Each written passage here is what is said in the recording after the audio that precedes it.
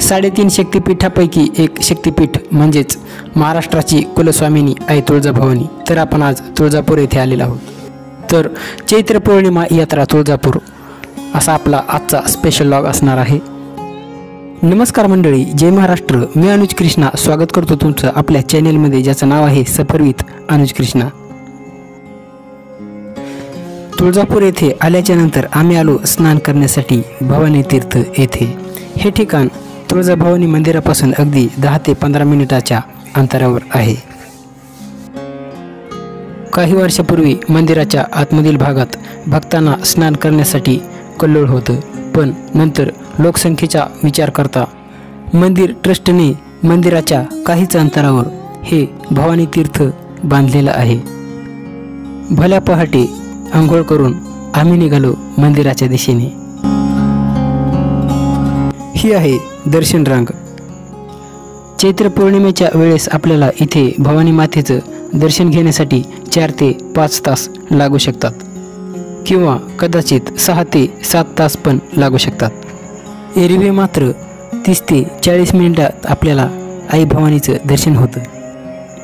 दर्शन रांगेत 2.5 ते 3 तास थांबल्याच्या नंतर आम्हाला आई भवानीचं दर्शन झालं आणि आम्ही निघालो मंदिर परिसर बघायला। तुळजापूर या ठिकाणी आई भवानीचं दर्शन घेण्यासाठी महाराष्ट्राच्या कानाकोपऱ्यातून आणि तेलंगणा, कर्नाटक, आंध्र प्रदेश, गोवा या ठिकाणाहून मोठ्या प्रमाणात जनसमुदाय येत असतो। तुळजापूर येथे नवरात्रोत्सवात आणि चैत्र पौर्णिमेला भाविक भक्त मोठ्या प्रमाणात गर्दी करत असतात। डोळे दिपवून टाकणारा हा मंदिराचा परिसर आम्ही मंदिराच्या समोरच्याच पायऱ्यावरती बसून बघत होतो।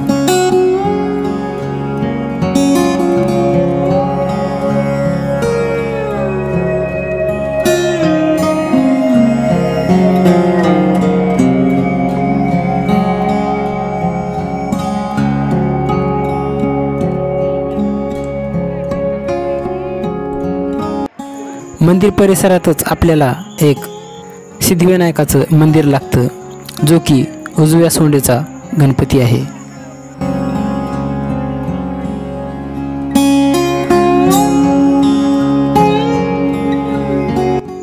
तर हा आहे मंदिराचा समोरचा भाग, राजे छत्रपती शहाजी महाद्वार आणि आई जिजाऊ महाद्वार। मात्र दर्शन रांगेला जाण्यासाठी मंदिराच्या मागच्या बाजूने जावं लागतं। हे आहे मंदिर ट्रस्टचं भक्त निवास। कमी दरामध्ये इथे आपल्याला राहण्याची उत्तम सोय होती।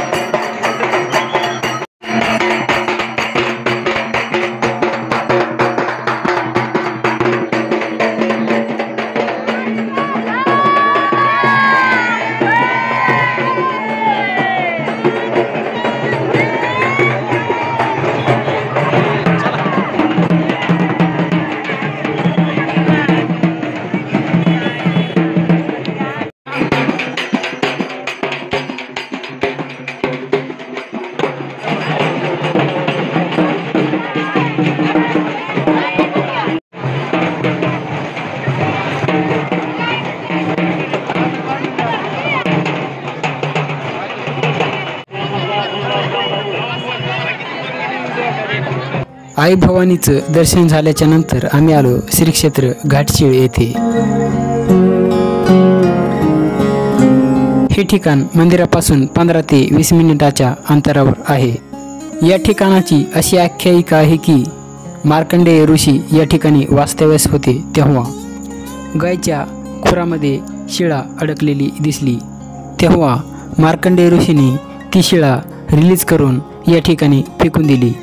नंतर रामायण काळामध्ये जेव्हा श्रीराम सीतेच्या शोधात निघाले तेव्हा पार्वती मातेने त्यांची परीक्षा घ्यायचं ठरवलं आणि पार्वती माता सीतेच्या रूपामध्ये इथे श्रीरामांना दिसली, तेव्हा श्रीरामांनी त्यांच्या अंतर्मनाने आणि दिव्य शक्तीने पार्वती मातेला ओळखलं आणि उद्गार काढले, तू का आई इथे?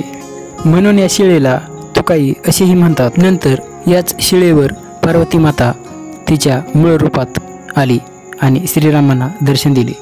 ते याच शिळेवर भवानी मातेचं दर्शन घेऊन झाल्याच्या नंतर बरेच लोक इथे येऊन दर्शन घेत असतात। तर मंडळी, आपला हा आजचा व्लॉग तुम्हाला कसा वाटला ते नक्कीच कमेंट करून जरूर कळवा आणि चॅनेलवरती नवीन व्हिजिट केली असेल तर चॅनेलला नक्कीच सबस्क्राईब करा। अशाच एका नवीन व्लॉगमध्ये, तोपर्यंत काळजी घ्या। धन्यवाद।